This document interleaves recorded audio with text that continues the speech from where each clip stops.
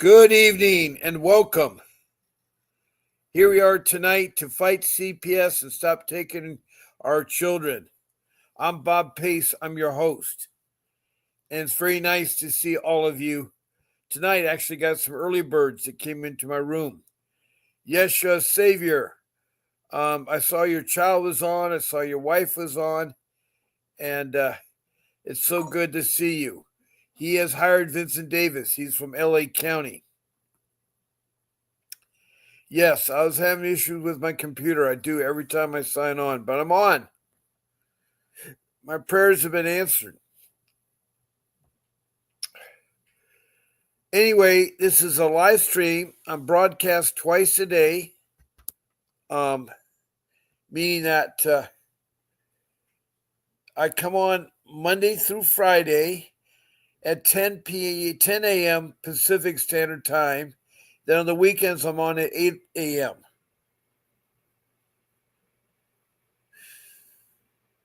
Then on weeknights, I'm on 7 p.m.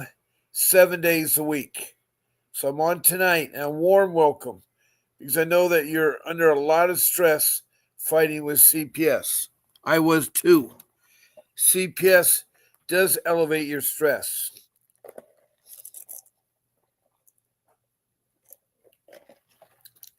Especially when you don't know about this entity, this government entity. Not all CPS are bad, but there's a lot of rogue ones that take the children when they're not in imminent danger, that pull apart the family, that traffic the children into foster care where they get abused and hurt. Not all the time, but there's enough of them because I've talked to over 1,000 people in 21 countries and all 50 states, including Washington, D.C., which is not a state. And they all have something in common. They're going through hard times. Their kids were taken from them, and CPS is making millions of dollars. It's $1 trillion business for CPS. The federal government gives billions to the state gives millions to the county.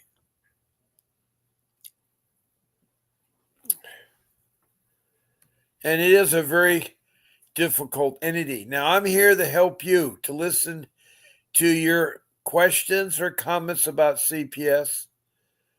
If you're going to be a guest on my live stream, please do so. I'd love to have you.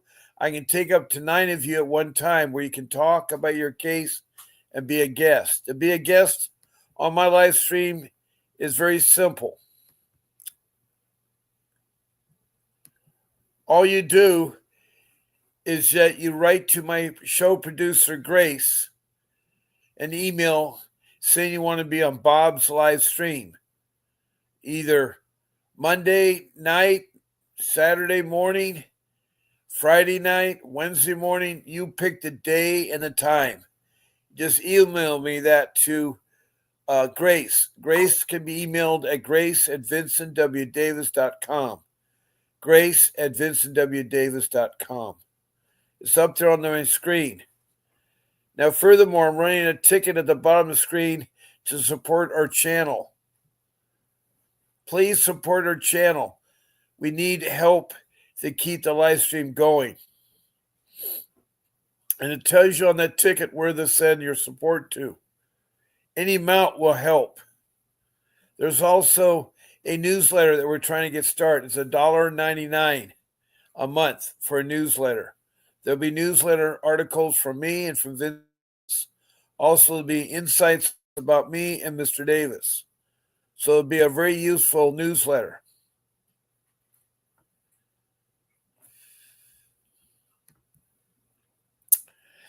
Hello, Cruel. Cruel is Felicia from Ventura, California. She calls me Uncle Bob. Well, welcome, Cruel. And what's new in your world today? What's new in your world? How can I help you?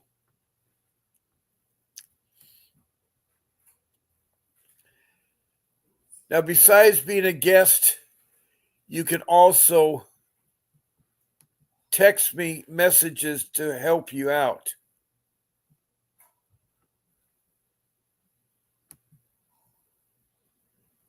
To text a comment or a question it should pertain to CPS. Please state your first name, your city, and your state, and the country. Also, please tell me about your case from the beginning to where you are today.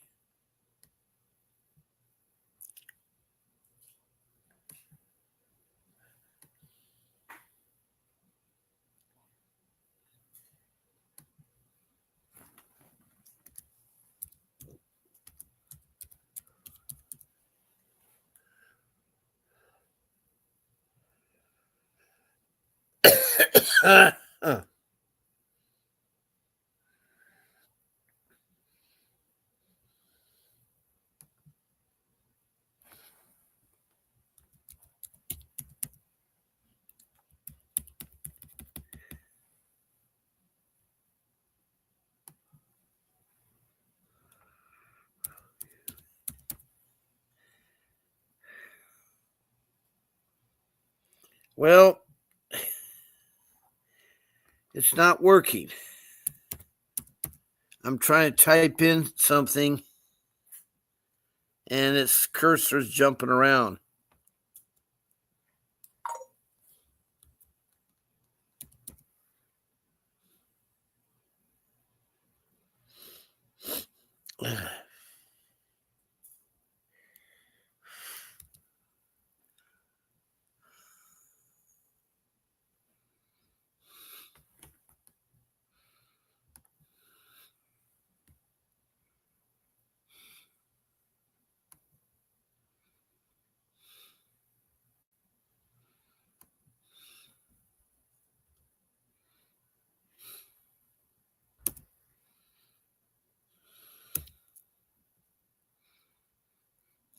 County, County.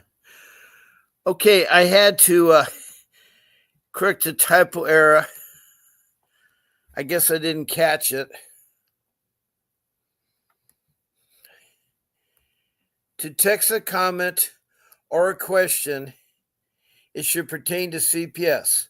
Please state your first name, your city or county, the state, and the country.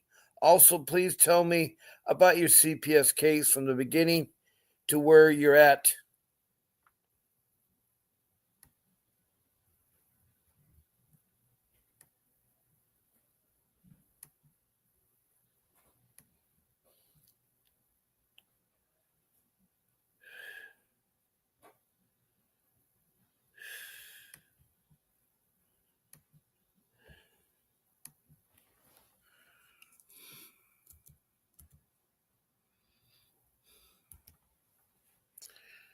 Okay, I keep correcting it because what I have trouble with my computer is the cursor blinks on and off and it goes every which way, and my typing letters are spread apart, and it's so bad.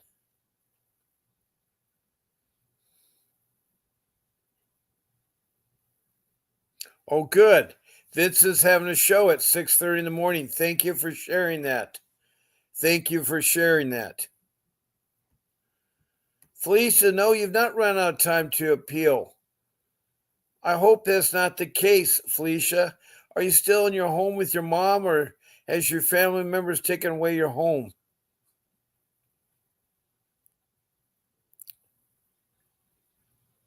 I'm glad he was live today. Good. Yes, you. I'm glad you got to hear there. Lots of good shows coming. Yes, he's remarkable.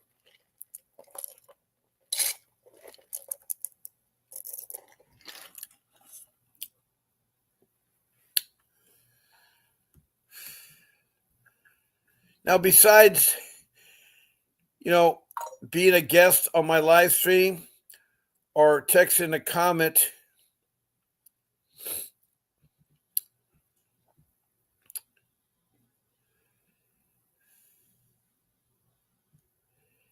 you can get the Grandparents Guide and other books and info by going to https://stan,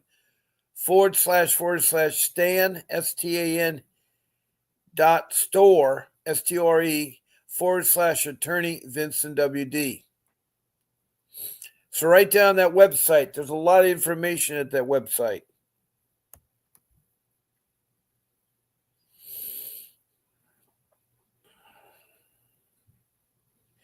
All his shows are recorded, Yeshua, and so you can see his live stream.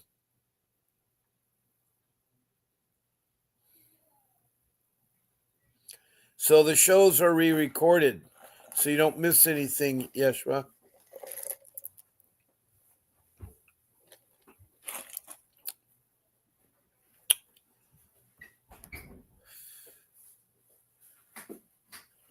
Now, the grandparents' guide is a good thing. It tells you step by step of how to get guardianship of your grandchildren. So all your grandparents out there, please check that out. Also, there's other deals on that stand.store website you should check out too.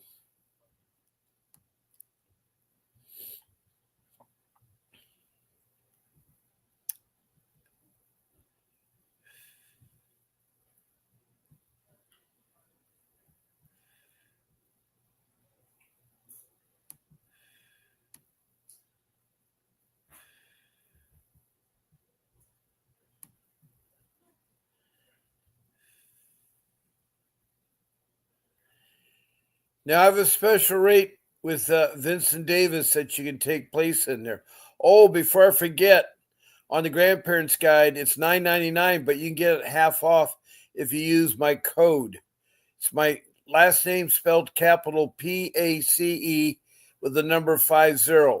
You'll get 50% off. So it's less than $5.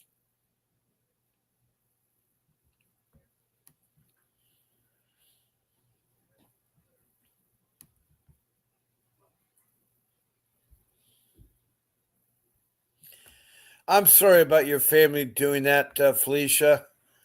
What Felicia's problem, she has a family that are trying to take away the estate that her grandfather left. And they're invading her mailbox and making her life miserable for her and her mom. Now they're trying to take away the home that she lives in. It's really sad state of affairs. She's lost her children too to CPS due to false accusations.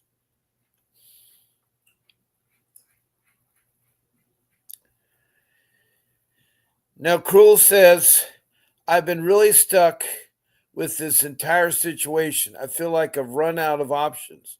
I have no money. I called 211 for Ventura County. They said there's no promo legal services currently. Yeah, that is hard. That is really hard. But if you search, start off with the city, Ventura, then the state, California, then the letters CPS, and then put pro bono attorney in juvenile law, family law, and dependency law. That should pick up some pro bono in the area.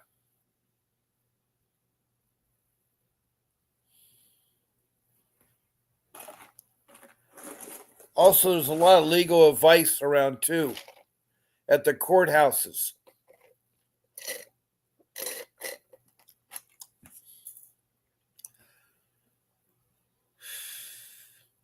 Also, you can hang out at the law library and learn all there is about your case and how to attack them. I've done that where I've hung out at the law library.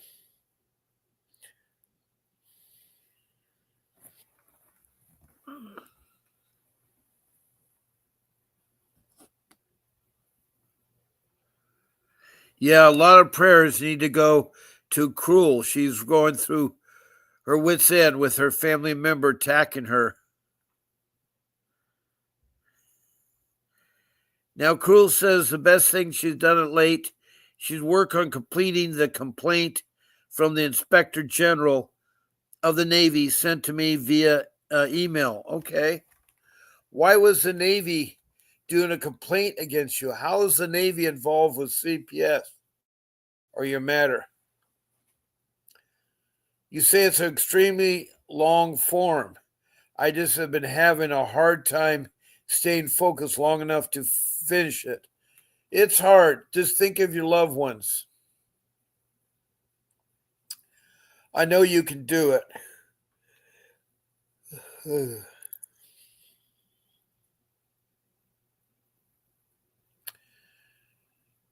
And Yeshua is giving you prayers about God and help take care of you. Thank you, Yeshua. Now, I have 5 rules that can help you make your life better. Rule 1, get an attorney. Rule 2, document. Rule 3, don't talk to social workers. Don't let them in your home, and don't give up your children. Rule 4, research the internet. Spend a lot of time on that. Use the format city, state, and CPS. And if you want to get Pacific, then put it after CPS. Rule 5 is to gather all your documents, marriage, your kids' grades reports, medical shot records, those kind of things. Make copies of everything and keep it with your documents. Your documents should be put into a notebook with subject tabs. And you should start something called an incident log. That's where you devote 3 lines for each incident. The first line is the phone number, then the location, the date and time, and the people you talked to. The second line should be a summary of what the incident's about. And then the third line should be the outcome of the incident. If you don't know the outcome, leave it blank and come back later and fill it out. That important document will help you because your case may be 1, 2, or 3 years long. It takes a long time if you have a case called family reunification. They just don't do it overnight.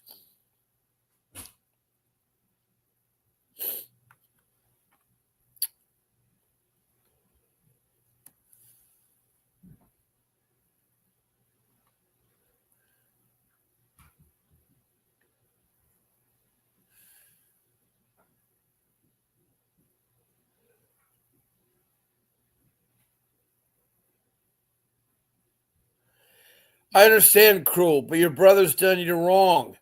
You need to get the truth out. You and your mom need a place to stay, and you need to get your babies back.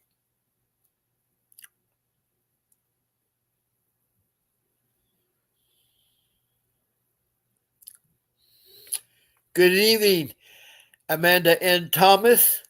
Honey? Wow, that's quite a name. CPS already has my 2 grandbabies, so you must be a grandparent. And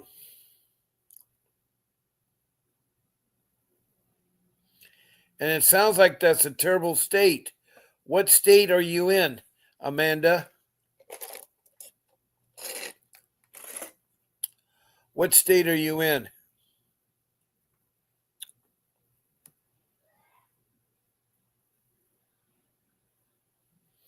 You got to go ahead with it, Cruel. I know how much you love your brother, but has he done you wrong? You have to get it. You have to think about your kids and your mother.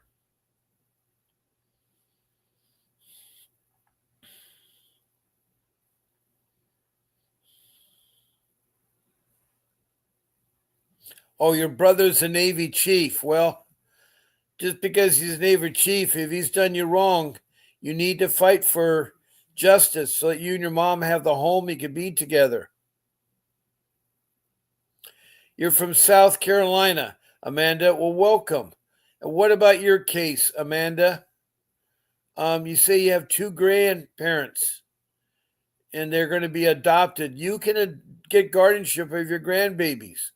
What's wrong with the biological parents? My son's baby mama let them get molested twice by the same person. That's terrible. That's terrible. How can I help you, Amanda? That's really, really, really rough. And thank you, Nancy Gail Fox, for the thumbs up. I love emojis.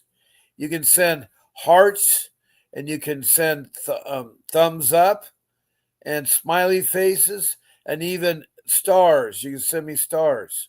Please check below to follow me. And if you want to be notified when I'm on, check the notification button.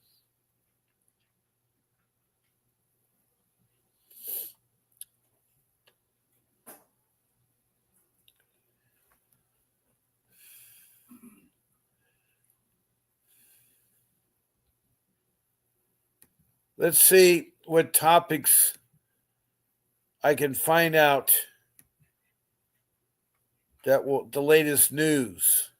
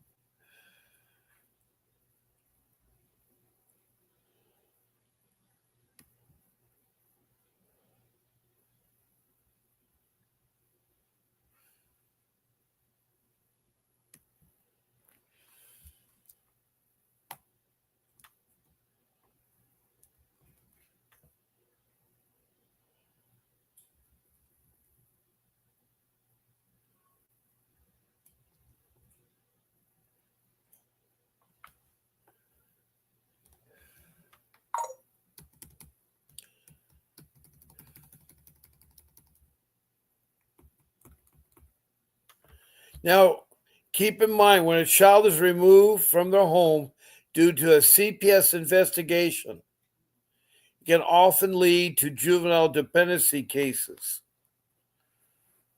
What happens is a complaint is made by a layperson or a professional. Professionals are mandated reporters. They have to report if they see child abuse. Professionals are like your doctors, your nurses, your school teachers, your policemen, your firemen. Anyone that professionally works with children has to report it. They're mandated by their job, by law. And that's a good thing because you need to report it. And I would say 75% of the time, the professional people, the lay people, not lay people, but professional people have it right. It's the other group, the lay person, who 50% of the time it could be right or it could be wrong. They have a tendency to want to take out their frustration with a neighbor growing his grass over in your yard, or maybe their dog barks too much. Anyway, they'll say he has a child doing this or that. When they investigate, the guy doesn't have a child. So these are the lay people reporting and fabricating things. In my case, I had a grandparents that fabricate that my wife and I weren't taking care of our children. It was sad. We didn't know it at the time who's doing the reporting. But that was it. It went on and on and on to finally the police was contacted by the child protection system. And they ordered me to open my home and come by. And I just couldn't believe that I listened to them. If I know that you don't have to do that, I would have never gone back to my home.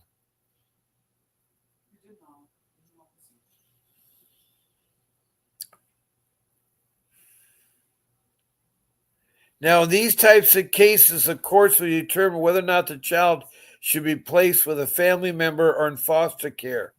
Well, it seems a lot of times they want to go into foster care right away. They shouldn't have to be taken if they're not in danger. My kids weren't in danger and they were taken. Now, this government entity is supposed to protect our children from neglect and abuse. They're supposed to investigate. They have 24 hours to investigate the child abuse and neglect. They open up an investigation. They received a report that the child's been abused or neglected. Once the investigation is open, a CP investigation will determine whether or not the child's at risk of harm. If they determine the child's at risk of abuse or neglect or has been abused or neglected, the child may be removed from the home while a formal CPS case is open against the parents. CPS and child welfare services are similar agencies with similar roles.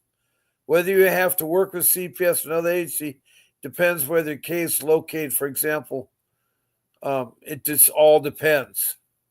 Now, how is a CPS case open? A CPS case is open when someone makes a report to the agency that the child has been abused or neglected. Anyone can make the report, including a family member, friend, teacher, doctor, or neighbor.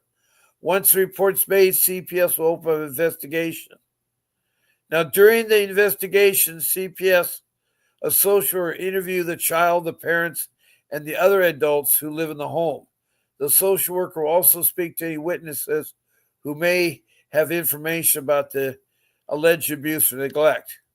The social worker uses information to determine whether or not the child is at risk of harm. The social worker has a legal obligation to act in the child's best interest. The obligation means the social worker has good faith belief that the child's been abused or neglected in violation of Welfare Institution Code 300. She must remove the child from the home and a juvenile dependency case will be opened. What is juvenile dependency? Juvenile dependency is a legal term that refers to the court-supervised care of minors. During juvenile dependency proceedings, the court will determine whether the child's best interests are and if the parents will be reunified with the parents. If the reunification is not possible, the court will terminate their parental rights. Therefore, if CPS decides to open an investigation, the court will take jurisdiction over the child and decide whether or not to open a juvenile dependency case at the first court hearing. Now, what are the consequences of juvenile dependency? There are many consequences of juvenile dependency. Juvenile dependency can also result in the loss of parental rights. The most severe consequences that the parents' rights may be terminated, the child will be permanently removed from the home and placed in foster care. Juvenile dependency cases may also take a long time to resolve. Depending on the evidence of the social worker report and how responsive the parents are to their programs, case can last anywhere from 6 months to 18 months. Parents may have limited visitation rights or supervised visitation rights when they see their children during this time.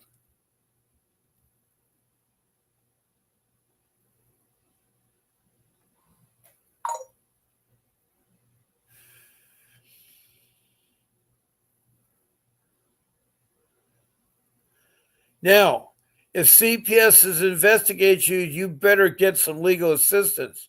That's where you need to get that attorney. And that attorney's got to be trained in the School of Fighting CPS. The juvenile court process can be very complex, and you need an experienced attorney to protect your rights. I say fighting CPS is like open heart surgery. That's a real critical operation.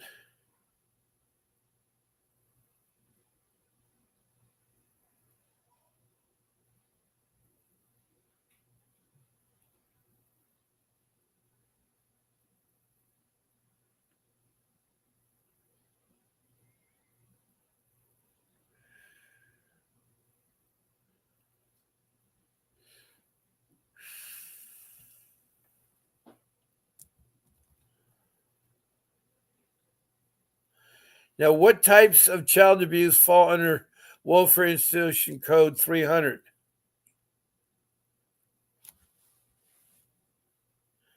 They include abandonment, physical abuse, sexual abuse, emotional abuse, and neglect.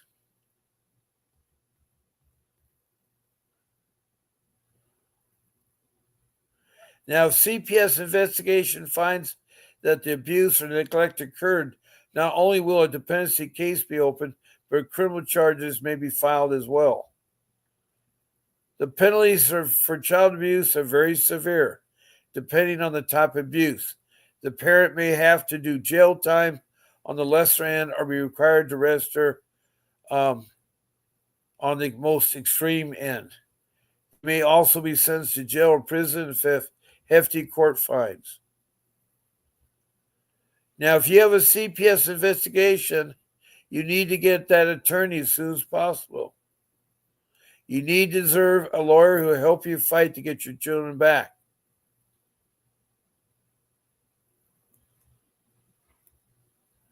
Don't risk calling the wrong lawyer. I see so many of you that panic and call the first attorney you want to talk to.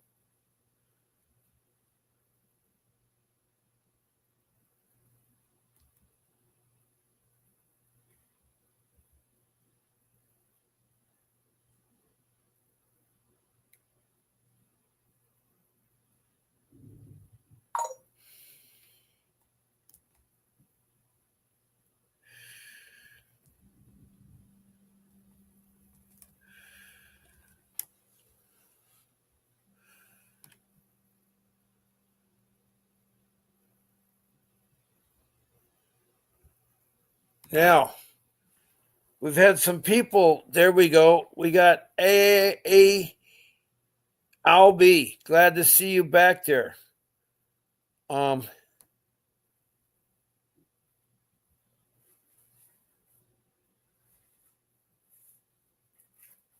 Yes, they'll open it up on false allegations. You're right, Amanda. They do that all the time.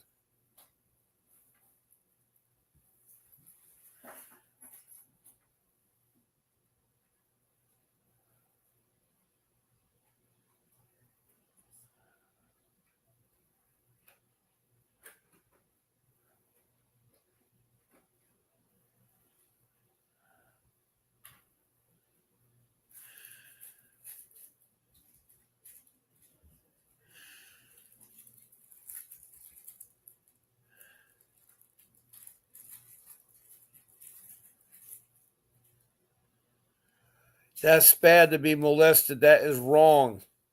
And I'm sorry that your son's child was molested. That is really wrong. Now, Amanda says, me and my husband are trying to find out how to go about getting rights to see them because we are told the mother, the other parent that molested them, my son, which is in prison, will not be able to see them. Why is your son in prison? What did he do that was wrong that put him in prison? That sounds like a hard case. You know, your grandparents, if you get that guide, you can get guardianship of your grandkids. You can get guardianship of your grandkids.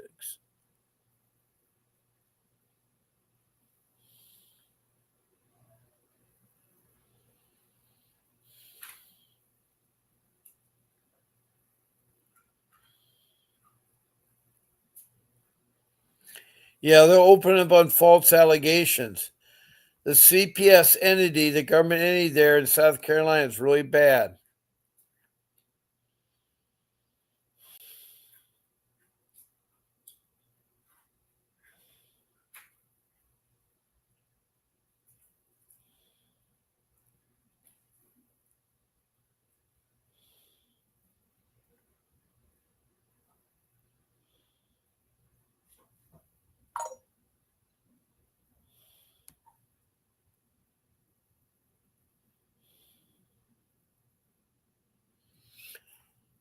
Now, B says, I agree. The complexity of CPS needs an attorney that has experience. It's like taking on the police department and hoping the judge that that has a spine left. It was, oh boy, you must have had a terrible judge. You must have had a terrible judge there.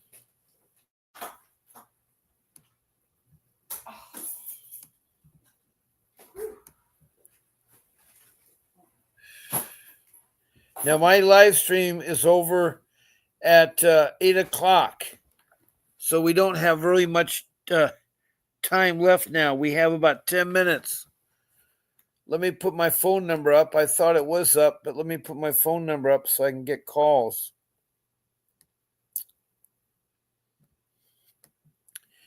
There's my phone number. You can call it 626 698-0990, and you can call me.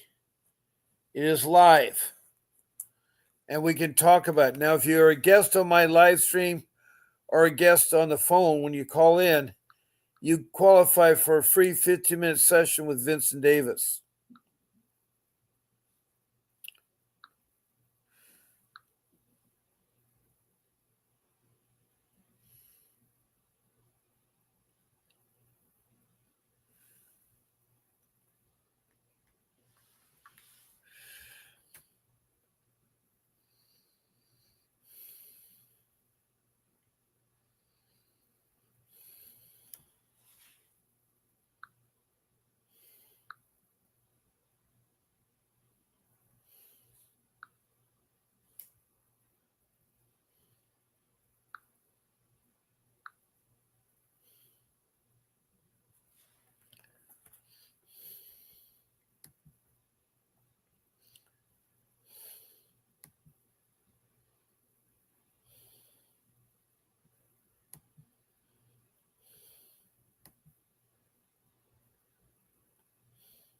I don't know how they sleep at night. Yes, Sue, I know that is really, really, really, really hard.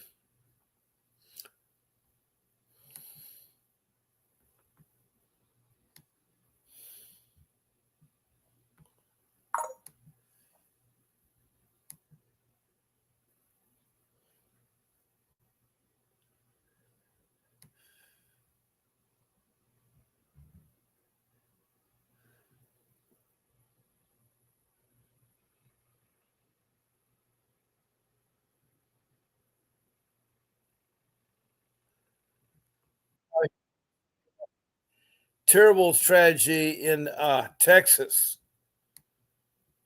and it's fairly recent. It's regarding a family called the Boatwright family last week, and they had a wrong diagnosis of a Texas took the baby away.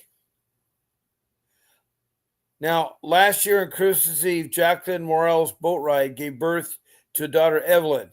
It was a traumatic experience. Jacqueline had emergency C-section. Evelyn was born with bruises and swelling, but the baby pulled through, and Jacqueline and her husband Juan took Evelyn back to their Fort Worth, Texas home. Unfortunately, the Boatwrights returned to the hospital, a different one, 6 weeks later, after baby Evelyn developed some strange twitches and started to vomit. The worried parents brought her to the emergency room at Cook Children's Medical Center. The doctors examined Evelyn and took her in for testing. They noted in her record that she bore no signs of abuse or neglected. The hospital ordered an MRI and an X-ray. The MRI came back with signs of small brain bleeding, and the X-rays show an old partial rib fracture that was mostly healed. This led the radiologist to immediately classify Evelyn as a suspected victim of child abuse, even though her injuries were well explained by the circumstances of birth. It seems the radiologist never even inquired about the circumstances of birth or the other possible explanations. Jerry Newman, vice president of Phantom Freedom Project, which became involved in the case, said that the state child protection agency, the Texas Department of Family Protective Service, ordered the parents to leave the hospital and place the baby in foster care. It took 2 minutes, 120 seconds for someone who never met me to determine I can't take care of my daughter, said Juan. The Boatwrights were given state-appointed attorneys. The lawyers asked the associate judge assigned the case to provide them with a medical expert to go over the test results as well as the birth circumstances, and provide a second opinion. When this request was denied, the Boatwright relatives sold their cars to hire an expert of their own. The expert, a child abuse pediatrician named Dr. Marcus DeGaulle, testified that child abuse should be a diagnostic of exclusions. This is only after medical experts ruled out everything else: illness, accidents, congenital, of course, traumatic birth. Should child abuse consider explanation? In this case, the hospital seemed to have started with the diagnosis of the child abuse and never considered other possibilities. CPS cases are confidential. Despite the testimony of Negral, the judge ruled out the Bogarts had abused their baby and she must be kept in foster care. The Bogarts immediately asked for a new hearing. Unfortunately, the judge decided to rescue herself and the case went nowhere. But just last week, the Bogarts finally secured a hearing in front of a third judge, retired district judge Random Catterton, heard from the caseworker and the two doctors on behalf of the Cook Child Medical Center. He also heard from the boat ride's three experts who each said that child abuse was in fact not only the potential cause of Evelyn's injuries. One of these experts testified the baby's rib fracture is found in only 0.05% of abuse cases, but is not common in birth injuries. Judge didn't even wait for the final arguments before ruling that Evelyn should return to the parents immediately. Over the last year, the boats were allowed to see their baby just 1 or 2 hours per week under strict supervision. Even if Evelyn was finally moved out of the foster care and into the home of a family member, an aunt, the Boatwrights were not allowed to visit her. They could only visit with their baby at a third-party location. On November 14th, when Evelyn was finally allowed to return home, she leaped into her parents' home. Oh, wow. That is so nice. The family is looking forward to spending Christmas and Evelyn's first birthday together. So that had a happy ending.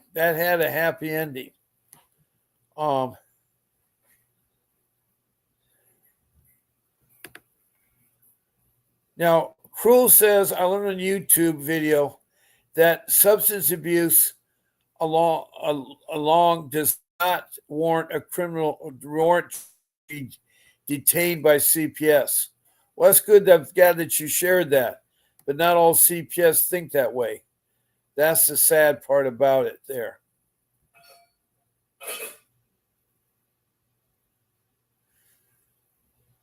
Well, I have about 3 minutes left. I do have to end my live stream at 8 o'clock, but I want to thank you all for calling in there. I want to thank Yeshua, Savior, for all your praying.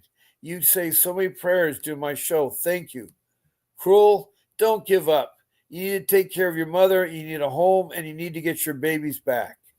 Amanda, it was nice to meet you from South Carolina. I'd like to help you more if I know more about your case.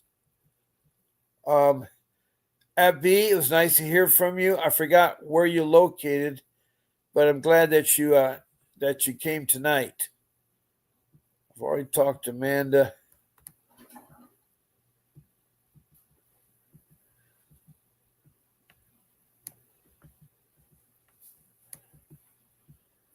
I think I got everybody. Again, I don't want you all to forget to keep fighting for your child. Do not give it up. Keep fighting for your child. So I'll see you tomorrow morning at 10 a.m. in the morning. That's tomorrow morning, 10 a.m. So good night. God bless. And this is Bob Pace signing off.